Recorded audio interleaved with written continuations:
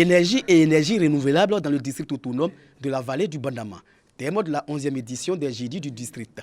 Les responsables de Côte d'Ivoire Énergie, de la compagnie ivoirienne d'électricité, du ministère de l'énergie et du pétrole font le point de l'électrification urbaine et rurale dans les régions du Hambol et du Gbeke. L'exploration des énergies solaires et de la biomasse a fait aussi l'objet de débats. Au niveau du district, on a un taux de couverture moyen de 81%.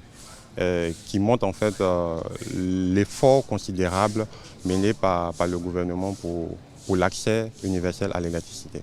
Dans le district autonome de la vallée du Bandama, sur 981 villages, 801 sont électrifiés, un taux qui doit atteindre les 100% en 2025.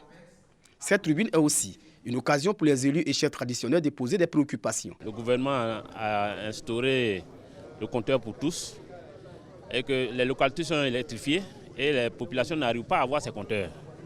Dans le cas précis dont j'ai posé la question, c'est de savoir pourquoi est-ce que ça retarde. Nous appartenons à un district et puis on nous rattache à un autre district, donc de façon administrative, cela pose des problèmes, des désagréments aux populations. Le ministre-gouverneur du district autonome de la vallée du Bandama s'est réjoui du taux de couverture d'électricité dans le district. Jean-Claude Kouassi préconise aussi l'exploration des énergies renouvelables. L'énergie solaire et la biomasse sont les deux éléments que nous pouvons davantage développer. Nous avons voulu donc avec les DR en savoir davantage sur ce qui existe, ce qui est projeté et comment ensemble nous pouvons réussir à réaliser cela. Initié en fin 2022, les Jeudis du district est une tribune qui vise à passer en revue les activités des structures étatiques.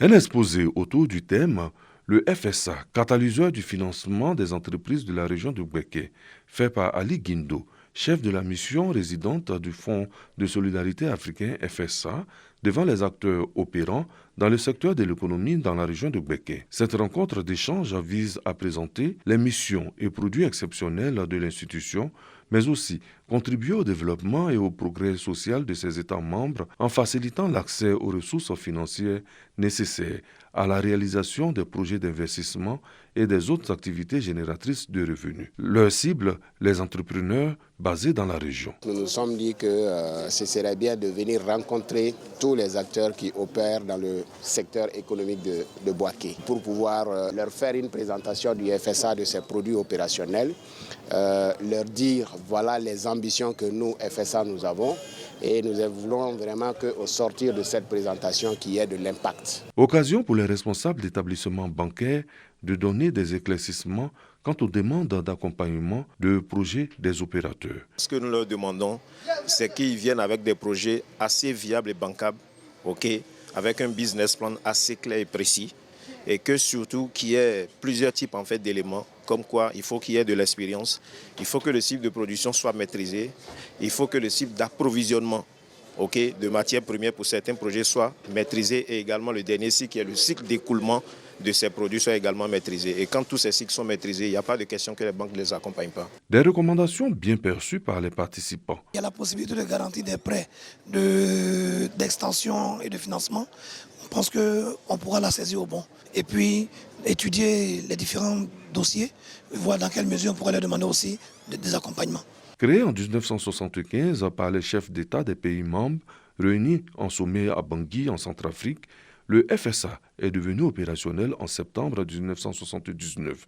Son siège social se trouve à Niamey, au Niger. « 12 femmes à l'honneur et reçoivent des trophées à l'occasion de la 10e édition du Forum de l'emploi et de l'entrepreneuriat féminin. Des récompenses dues à leur exemplarité et leur leadership féminin. Les femmes ont nominé elles-mêmes les personnalités ou les institutions et les entreprises qu'elles estimaient avoir le meilleur impact dans leur vie à elles les femmes. Et suite à ce processus de nomination, c'est donc un jury qui a délibéré et qui a décerné les récompenses. Je voudrais remercier les membres du jury et toutes celles et ceux qui ont trouvé en moi une source d'inspiration, un leader d'influence. Et je rends grâce au Seigneur en espérant que ce soit un modèle pour les plus jeunes. Ces lauréates sont félicitées pour leur dévouement au travail par la ministre de la Culture et de la Francophonie. Chères nominées, vous êtes inspirantes. Chacune d'entre vous dans votre domaine, vous êtes des sources de satisfaction, des championnes, des moteurs économiques, des entrepreneurs à succès. Un succès que vous avez bâti avec tact, patience, joie et responsabilité.